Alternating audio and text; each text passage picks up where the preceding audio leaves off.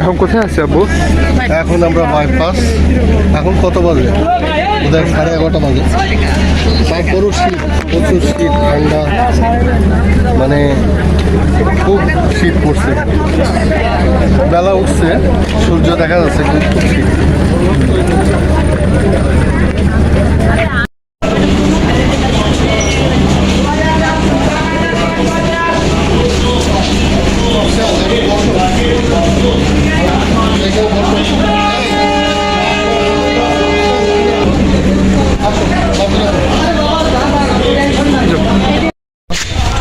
আমরা আছি এখন ঈশ্বরদী বাইপাসের।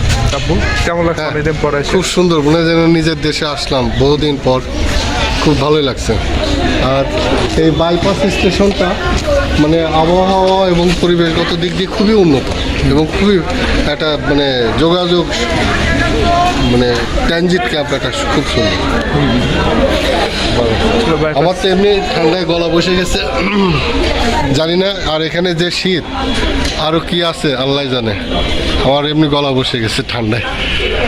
ওকে, আল্লাহ হাফেজ। বাইপাসে দেখে তাহলে ওইটা ওই ইয়া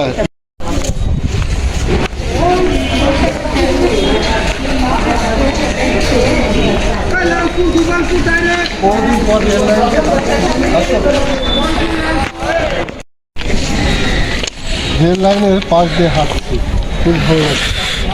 ফুলগুলো এত সুন্দর, ফুল বলো এটা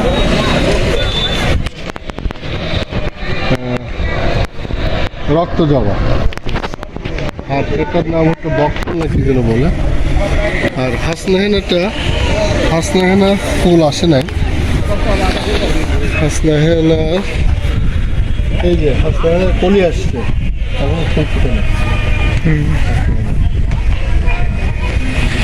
ও খুব সুন্দর, খুব সুন্দর। এটা কি লিখছে? মিন ভ্যারাইটিস স্টোর, মিন ভ্যারাইটিস স্টোর।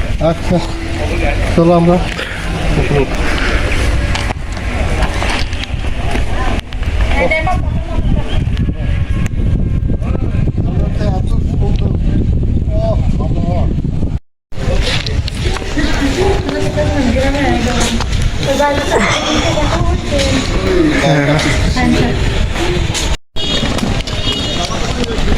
এখানে আরেকটা লাইন।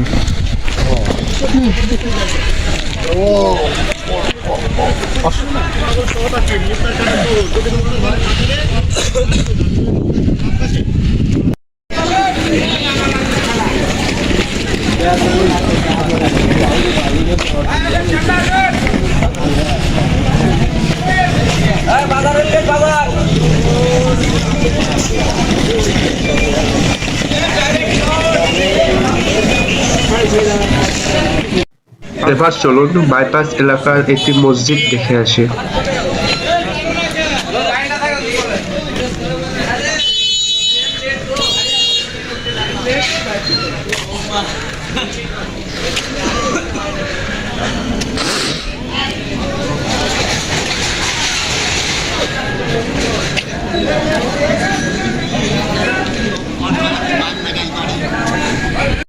ঈশ্বরদীতে এত ঠান্ডা, মনে হচ্ছে আমার হাত পাত একদম জমে যাচ্ছে। খুব ঠান্ডা। ঢাকায় অতটা শীত না, কিন্তু ঈশ্বরদীতে অনেক শীত। তো এখন নানির বাসায় যাই। ঠিক আছে, সুন্দর গরুর দুধের একটা ভালো দাম। বসো, বিশাল এখানে আসে, রাস্তা দেখে আসে। এখানে আসলে আমরা মাঝে মাঝে এই দোকানের চা খাই। গরুর দুধ, একদম খাঁটি গরুর দুধের চা। আচ্ছা চা এর নাম কি জিজ্ঞেস করো? এর নাম কি? কেমন আছেন ভাই? আমাদের জন্য একটা স্পেশাল চা দিন।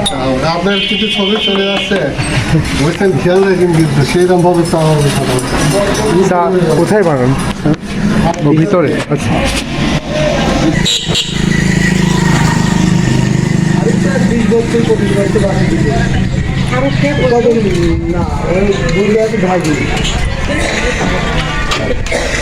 খেয়ে নিচ্ছে। ন্যাচারাল পরিবেশে চা খাওয়া অসাধারণ লাগছে।